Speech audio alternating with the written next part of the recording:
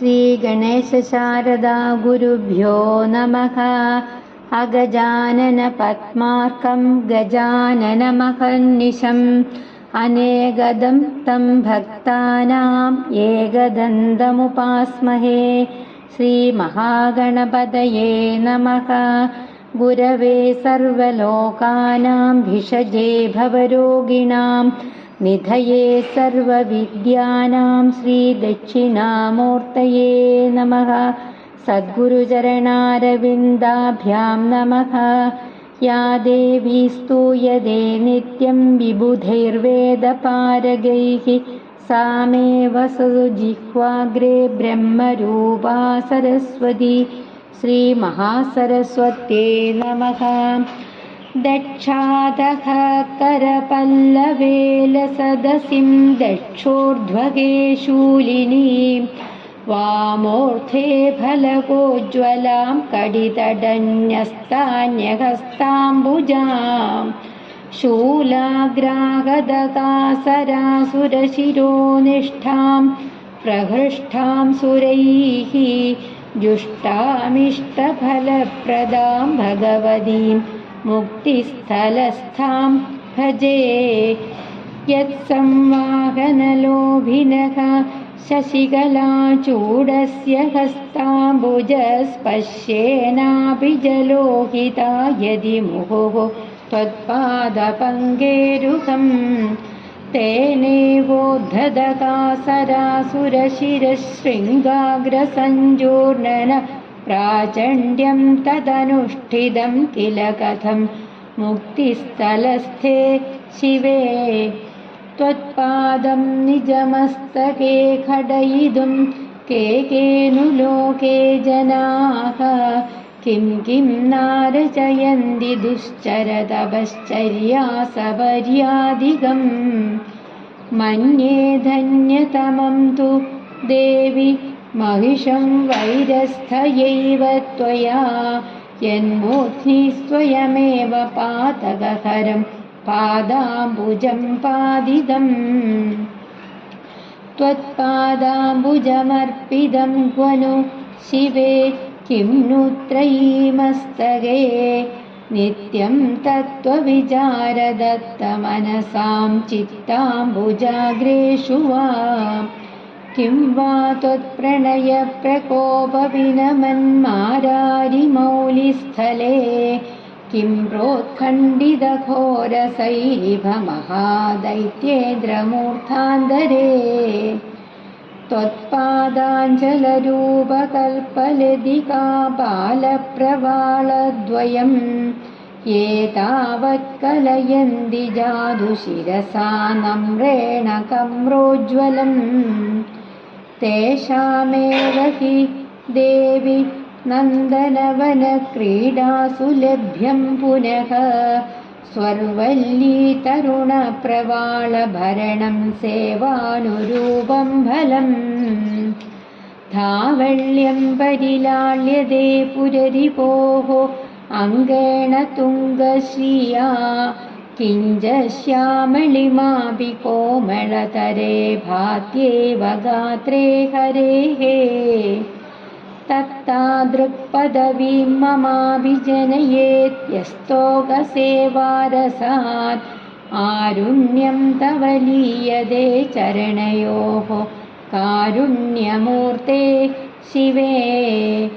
आरुण्यं यदिदं त्वदीयपदयोराभादि तत्केचन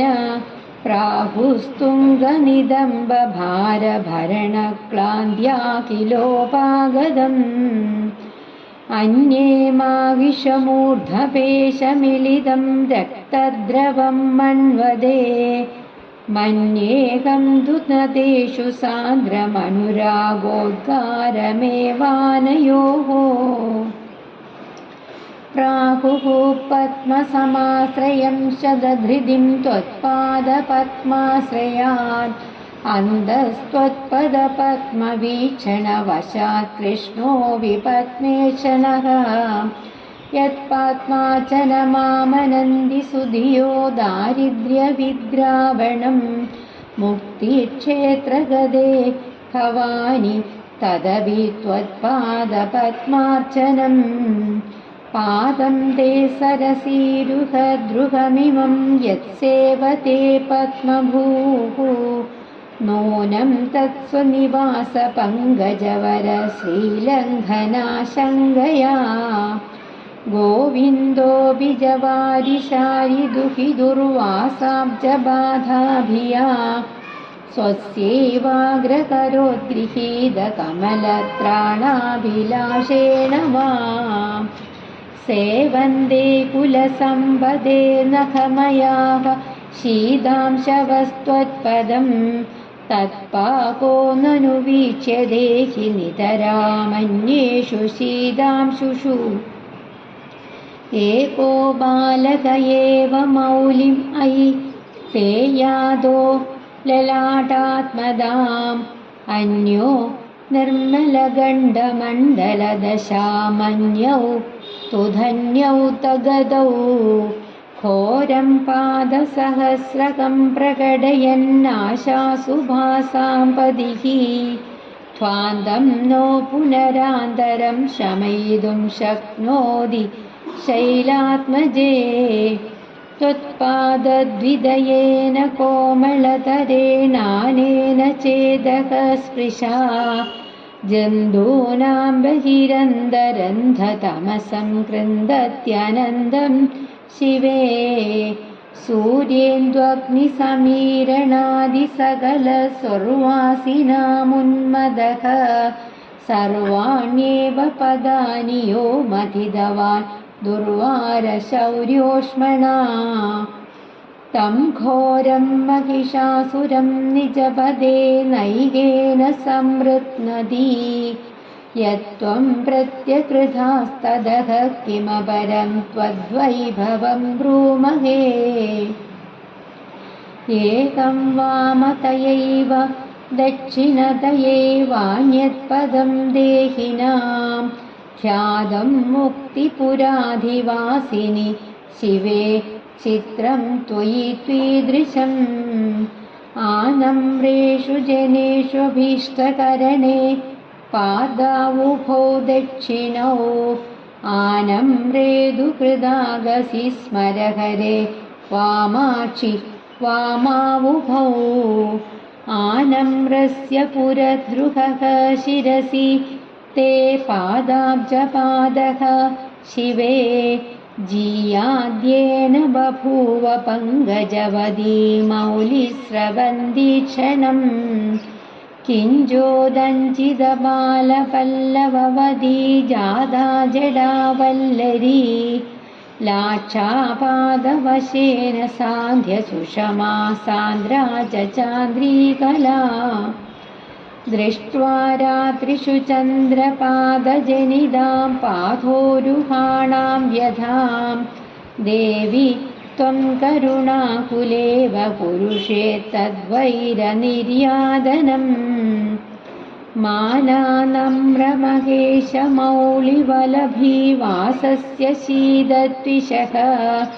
नित्यं पङ्कजपादखादजनिदा बाधा यथा धीयते सम्भ्रान्तिस्तव देवि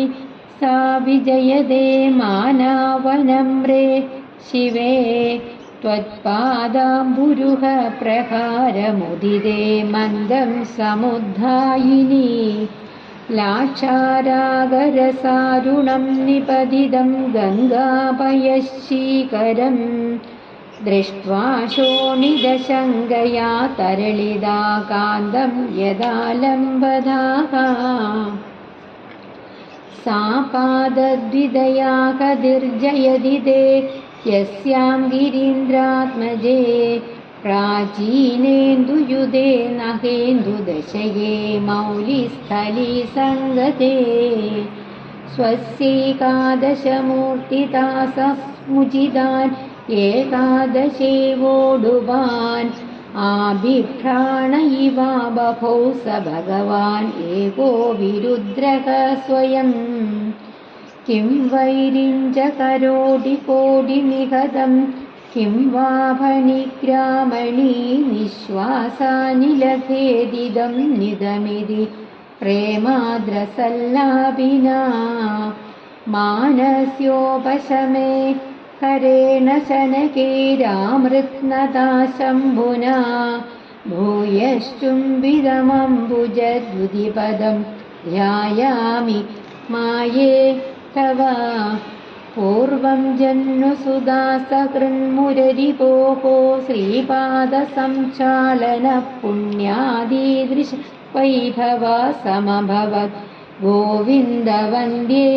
शिवे सेयं सम्प्रति शम्भुमौलिनिलया मानप्रसङ्गानदौ नित्यं त्वच्चरणावसेचन भुवा पुण्येन कीदृग्भवेत् पूर्वं व्याकरणप्रपञ्चनविधौ लब्ध्वाप्यनेकं पदं किं नो तृप्तिमगात् अगाधिवसुदे शेषः फणिग्रामणीः आलीनः शशिमौलिमूर्ध्निचिरं प्रेमप्रकोपानदौ लब्धुं ते पदमेकमेव कुतुकी नित्यं यदो वर्तते तिष्ठन्त्यां प्रणयप्रकोपवशदो बाष्पाकुलाक्ष्यां त्वयि श्रीकण्ठे नखदर्पणप्रतिफलद्रोवे पुरोवर्तिनी पादाग्रे पतितोऽयमित्यभिहिते सख्या तवालोकनं लोलं पादतले विभाति सहसा सागोपमालीमुखे कान्तालोकनलज्जया विनमिदे कान्ते मुखाम्भोरुहे यासो भूदलपादुका नयनयोः शोभा तवाभासदे सा तावत्तरुणारुणाम्बुजयुगभ्रान्त्या त्वदङ्घ्रिद्वयप्रान्ते भाति मरन्दपानकुतुकभ्रान्तेव भृङ्गावली किं ब्रूमः कुटिलात्मकोऽपि कबरीभारस्त्वदीयः शिवे केळीविस्लदितस्तनोदियदयं त्वत्पादसंस्पर्शनम् तद्भूयः सुमनोगणादृतगुणस्त्वन्मौलिसंलाल्यतां धत्ते चित्रमसौ त्वदङ्घ्रिभजनात् किं केन नो लभ्यते रागद्वेषमुखा हि विभ्रमभरा नश्यन्ति विश्वेश्वरी त्वत्सङ्गादिति मुक्तिदेशनिलये मिथ्याजनैः कथ्यते उद्यद्वेषमुदारविभ्रमभरं गात्रं दधत्या त्वया रागो विध्रियदेधिकं चरणयोः शोणाम्बुजच्छाययोः देवी त्वत्पदसत्परागमनिशं मौलौ समाबिभ्रदां साधूनामपरागतैव भवतीति आश्चर्यमास्तामिदम् पादस्ते नखरप्रभाबलसिदो जागर्ति सोऽयं पुनः चित्रं नामखरप्रभाबलसिदो दुष्टासुरं विष्टवान् द्वित्वेन स्थितियोस्त्वदीयपदयोर्द्वैतं निरस्य स्फुटं कैवल्यप्रतिपादने कुशलदा जातेति कोऽयं क्रमः किं वा युक्तिभिरत्र मुक्तिकरदा व्यक्तैव ते पादयोः मुक्ता एव हि विस्फुरन्ति विमलास्तत्सङ्गिनः अमीनः पादाग्रं तव कामदं सुरलदा शाखाग्रमा चक्ष्महे जादा यत्र हि बालपल्लवरुचिः स्वैरेव रागोदयैः उत्सर्पन्नखमण्डली सुषमया पुष्पालिरुत्पादिता सञ्जातालिरुदिश्च मञ्जुळतरेर्मञ्जीरसिञ्चारवैः देवि इयं तव सन्नदेशमगुडस्वर्लोककल्लोलिनी कल्लोलाहदिभिर्विशेषविमला जीयान्नखश्रेणिका यद्धावल्यमवाप्तुमातकुदुकास्तो ये दीनाः भेनकणाश्च मौक्तिकगणाः शङ्खाश्च शङ्गामहे माने शम्भुशिरकप्रकारचरितं नैव त्वदिच्छाकृतं जाने देवि पदाब्जयोस्तु पुरजिन्मूर्ध्ना विरोधादिदम् ये दे पादनखांशुबद्धकलकाः शीतांशुमन्दाकिनी भोगीन्द्राः किल शङ्करस्य शिरसा शङ्गां विना रक्षिताः देवि त्वच्चरणोच्चलन्नखघृणिश्रेणीषु लीनो नमन् आभादिस्फटिकाचलस्फुटतडीशायीव सायन्नटः हंसालीन इव स्वयं कमलभूः क्षीराब्धिशायीव च श्रीभर्ता मखवापि नागसरिदि स्नायन्निवालोक्यते डोलाकेलिविधौ हिमाचलशिलादेशे समभ्याहदात् पादाग्रातवयानि यावगरसप्रस्यन्दनान्यम्बिके तान्यभ्यागदशुम्भसङ्गरभवत्यक्ताम्बुविस्तारणा बिन्दुक्षेपनिपानि नन्ददमरी वन्द्यानि वन्दामहे डोलाकेलिषु यं हिमाचलशिलालग्नं वने वासिनः भक्त्या योगिवरास्त्रिपुण्ड्रकलिरे लिम्बन्ति भालान्तरे यं सिद्धप्रमदाः समेत्य तिलकं कुर्वन्ति नत्वा मुहुस्तं दाक्षायणि ते कदानुपदयोरीचेयलाक्षारसम् देवि त्वं मुरवैरिणः प्रणमने यत्किञ्चिदाकुञ्जये श्रीपादाम्बुजमन्यधास्य शिरसि त्वत्पादलाक्षाञ्जिरे श्रीभूम्योदितरप्रणामकृतमित्यन्योन्यमाशङ्कया रोषव्याकुलयो शिरं स भगवान् जायेद पर्याकुलः प्रावुत्वाकविधौ हिमाचलसदस्यस्माधिरोपाययत् न स्पृक्ष्यामि वियद्धुनीमिति पुनः सत्यं विधातुं च यत् दैत्योत्क्षेपणसाहसे विरजिते संवाहनार्थं च यत् तत्पादग्रहणत्रयं विजयते शर्वाणि ते शुम्भस्ते किल देवि रागकलहे पादप्रकारोत्सवं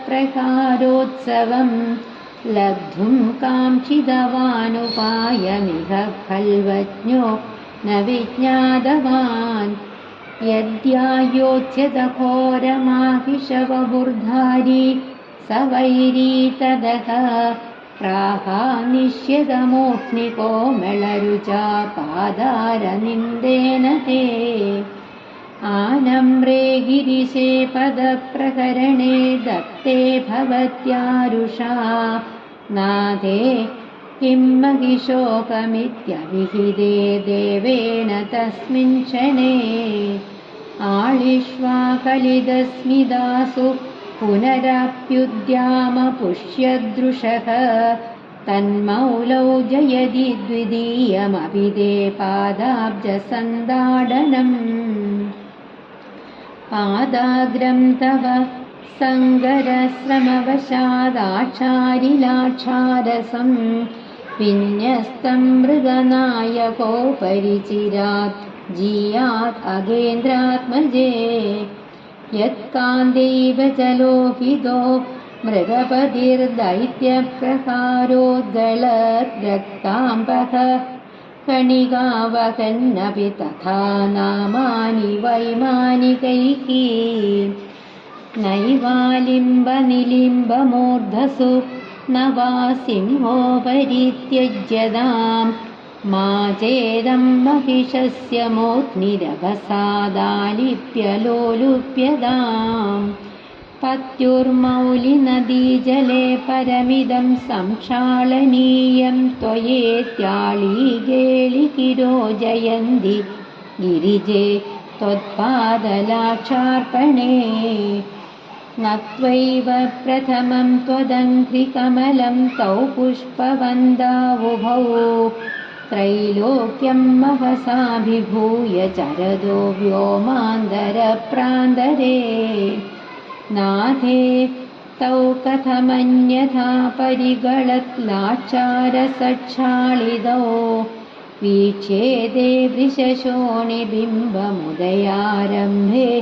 प्रियं भावुकौ त्रैलोक्यं वशयन्ति पापपटलीमुच्चाडयन्त्युच्चकैः विद्वेषं जनयन्त्यधर्मविषये प्रस्तम्भयन्त्यापदः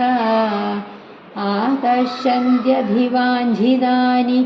महिषस्वैर्वैरिणो मारणाः चित्रं त्वत्पदसिद्धचूर्णनिवहाः षट्कर्मणां साधकाः किं कल्पद्रुमपञ्चकं प्रणमतामाकाङ्क्षितापादने किं पञ्चायुधबाणपञ्चकमिदं मारारिसम्मोहने सूक्ष्मं किञ्चन पञ्चभूतवपुषो विश्वस्य किं कारणं त्वत्पादाङ्गुलिपञ्चकात्मकमिदं किं भाति शम्भोः प्रिये दोलाकेलिषु दूरदूरगमने प्रेम्पोलना विभ्रमे मेदिन्यामनिपादितं जयति ते नाथे पदाम्भोरुहम् भक्त्या सन्नमदां त्वदाननगलद्गानामृदामूर्च्छया भूपृष्ठेश्चिरछायिनां दिविशदाम् आघण्डना साध्वसात् मञ्जीरप्रसरन्मसारसुषमारूपाकलिन्दात्मजा स्वच्छच्छायनखांशु सञ्जयमयि गङ्गाजसङ्गामुखा शोणकपादरुजां च यश्च मिलितो येन त्वदग्रे तदो मज्जन्तीव नमन्ति तत्र मुनयः सर्वेऽपि सर्वाङ्गने मञ्जीरार्पितशक्रनीलशकलश्रीचञ्चलीकाञ्जितं राजद्रेणुविभूषितं परमहंसालीभिरासेवितं त्वत्पादाग्रसरोजमङ्गुलिदलच्छायाभिराभासुरं विश्वग्रोजिनकांशुजालपयसि स्वच्छे समुच्छोभते मञ्जीरस्वनमञ्जुविष्किररवे तत्सङ्गिनीलोपलच्छायारूपतमोलमेनकमिषा दक्षिणतारागणे सन्ध्यारागनिभस्वकान्तिपटले त्वत्पादमूलात्मकप्रत्यूषोपगमे हि देवि लभते लोकः प्रबोधोदयम् विद्यान्मुक्तिरमावतुषु नितरां कामातुरा मानवाः विद्यामुक्तिरमावतुषु नितरां कामातुरा मानवाः तप्तास्त्वन्नखकान्तिचन्दनरसैरालिप्यगात्रं निजम् त्वत्पादाब्जरुचिप्रवालनिचिदे भूमितले सेरते नित्यं देवि तव कृपा प्रियसखी विश्वासदः केवलम् मञ्जीरक्वणिदैकी क्षिपन्निव मुहुः श्रीमन्नखांशोद्गमैः दैत्येन्द्रं प्रकसन्निवारुणरुचारुष्यन्निवास्मै वृशम् धीरायां तुयि निर्विकारमनसि त्वत्पादयेव स्फुटम् पुष्णन् वैरिविकारमेषमहिषध्वंसी परित्रायताम् क्षिप्रं देवि शिरस्पन्दने महिषं पिष्ट्वा तदोधः पदं दिस्सन्ध्यां तुयि कण्डभञ्जनभिया खण्डीरवे विद्रुदे मेदिन्यामभिभीदिकं विदधनो प्रेमत्वराशालिना सर्वेणैव निजाङ्गसीं निनिहितं पादद्वयं ते जयेत् पूर्वं देवि पदाम्बुजेन महिषप्रध्वंसनाभ्यासदः पश्चात् कुत्सितशुम्भदैत्यविजयोऽप्येवं कृतः किं त्वया नो चेत्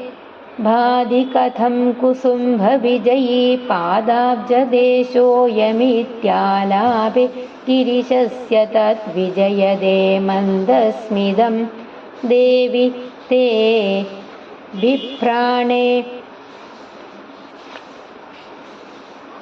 बिभ्राणेन मनोज्ञयावकरसं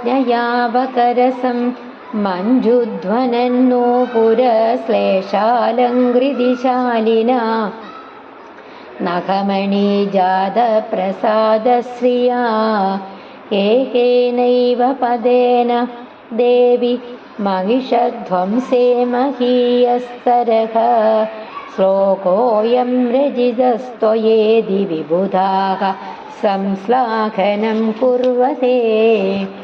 त्वं शम्भोर्महिषी भवसि अगसुदे तेनोपहासायते दैत्योऽयं महिषी भवन्नुपगतः सोऽयं कथं शम्यते इत्थं नो पुरनिस्वनैरिव वदन् पादस्त्वदीयोरुषा शस्त्रप्रग्रहणात् पुरैव महिषं पिष्णन् परित्रायताम् देव्या पङ्कजयोद्यकोऽपि महिषच्छत्मामकान् कण्डकः पादेनाहदयित्युदूढः सिदं सख्या समावेदिते सद्यः कण्डकशालिना करतलेनासाद्य पादाम्बुजं गृह्णन्नार्तिविनोदनाय गिरिशो जीयात् प्रियस्ते शिवे त्वत्पादाङ्गुलिपल्लवैः अगसुदे देवि स्वयं पञ्चभिः पञ्चत्वं गमितो महासुर इति स्वात्मानरूपं कृतम् एतेरैव नतो जनस्त्रिदशदां नीतो महेशः पुनः लक्षत्वं गमितः प्रसूनधनुषो विस्मापनं तद्वयं ब्राह्मं माघवनं च वाहनमहो मन्देर्गदेर्निन्दितं कावल्येन नखत्विषां विकसितो वाहो विमाहेश्वरः इत्थं वाहनवैरिदां भजति ते पादस्ततो मन्महे कात्यायनि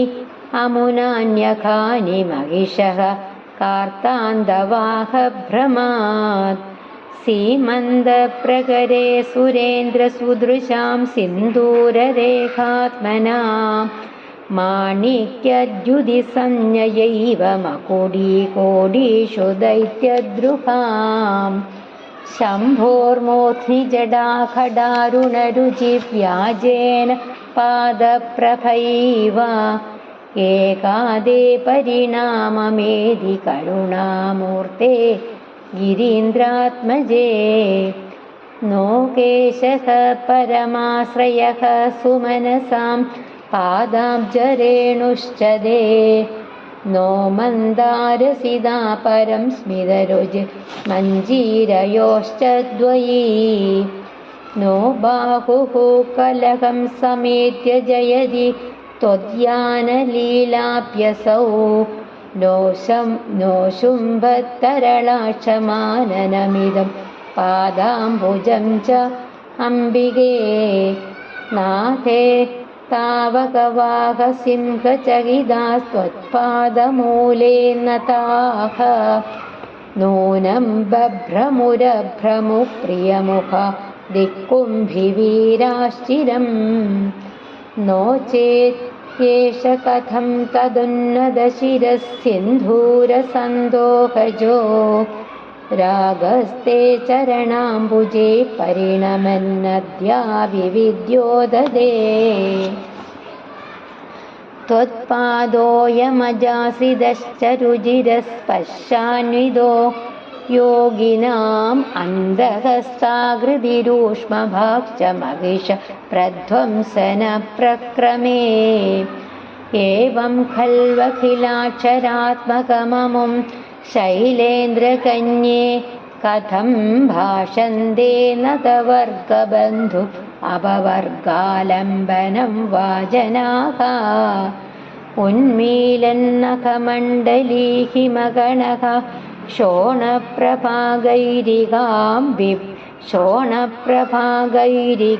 बिभ्राणः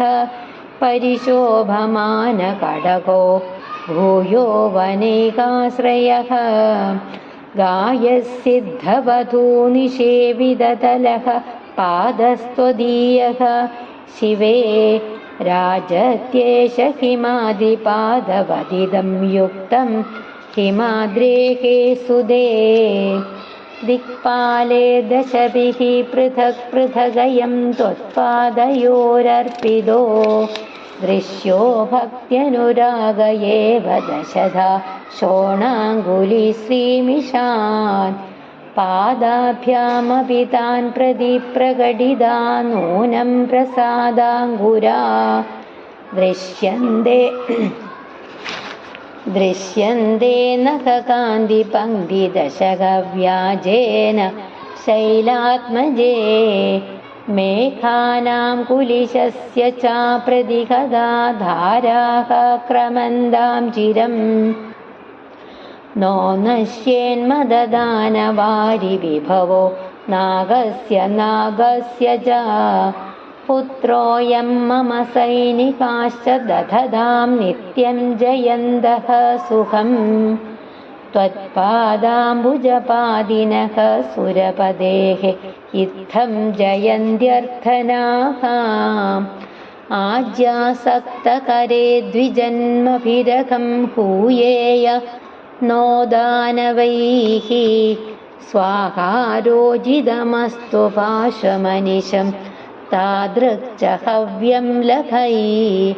रक्षावानिधि भूतिमानिधि च मे शब्दप्रसिद्ध्या शिवे नोपेक्ष्योऽहमिति त्वदङ्घ्रिनमने जीयासुरग्निर्गिरः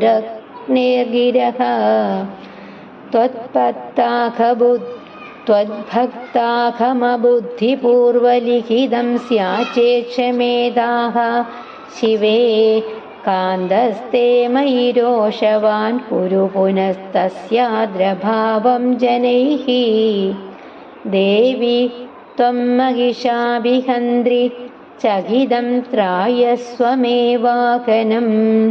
कालस्येदि जयन्ति ते पदनदो लोलस्य सम्प्रार्थनाः धर्माचारपरोहमित्यवमदो रक्षोभिरेकान्वयैः मह्यं वेदविनिन्दितां दिशमधुर्जादिद्विषश्चामराः दैवादित्युभयच्युतो विशरणो रक्षोकमित्यादयः त्वत्पादप्रणदौ जयन्ति निरुदेहे अत्याकुलाः प्रार्थनाः मत्पुत्र्याः मम वा मुकुन्दगृहदाः मत्पुत्र्याः मम वा मुकुन्दगृहदा भाग्यं न संशीयदाम् माहं पायिषि कुम्भजेन मुनिना कल्पान्धसूर्येण वा द्वेधा मे सुरवाहिनी दयिदया साधु त्वया रक्ष्यताम् त्वत्पादाम्बुजपातिनो जलपदेः इत्थं जयन्त्यर्थनाः विश्वप्राणमयी त्वमेव मम दुःप्राहुर्जगत्प्राणदां सर्वस्यापि सदा गतिः भवति मामेव माहुर्जनाः लज्जापादकमीदृशं जननि नः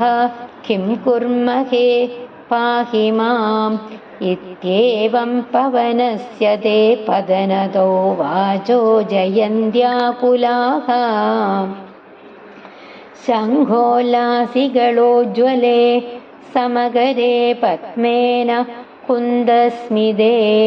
पादाग्रादृतकच्छपे मुखमहापद्मे मुकुन्दाश्रिते इत्यस्मन्निधिगात्रि नीलनयने चर्चात्मिके पाहि माम् इत्थं पादनदिः शिवे विजयते सख्युः कुबेरस्य ते सन्नामेषु भवत्पदाम्बुजनखच्छायां जडासङ्गिनीं गङ्गेत्याळिजना वदन्ति विदधं मा भूर्मुधा गोपिनी दृष्टिर्मय्ययि नीयता पुरुषमप्येकं वचो दीयताम् ईशानस्य भवानि ते पदनदा विद्धं जयन्त्यर्थनाः नाभीतो भवमादिदः तव बलात् पश्चादभीतोऽस्म्यहम् त्र्यक्षेण त्रिमुखीकृतोऽपि चतुरास्योऽहं तवैव स्तवैः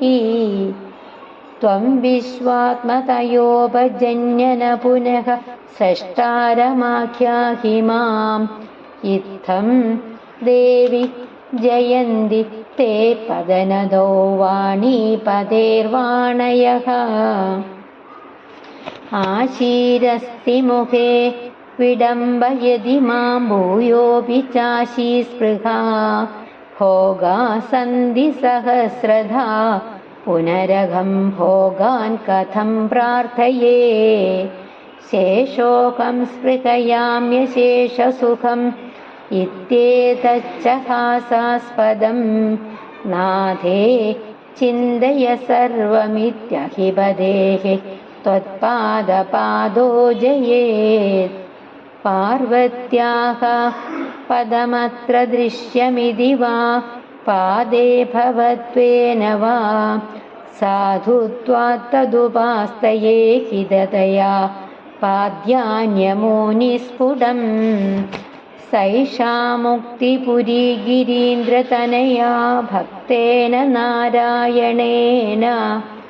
आबद्धा खलु सप्ततिर्दिशधुवः कल्याणहल्लोहलम् श्रीमहादेव्यै नमः। श्रुतीनां मूर्धानः दधति तव यौ शेखरदया ययोः पाद्यं पाथः पशुपतिजडाजूडतडिनी ययोः लाक्षालक्ष्मीः अरुणहरिचूडामणिरुचिः ममाप्येतौ मादः शिरसि दयया देहि चरणौ।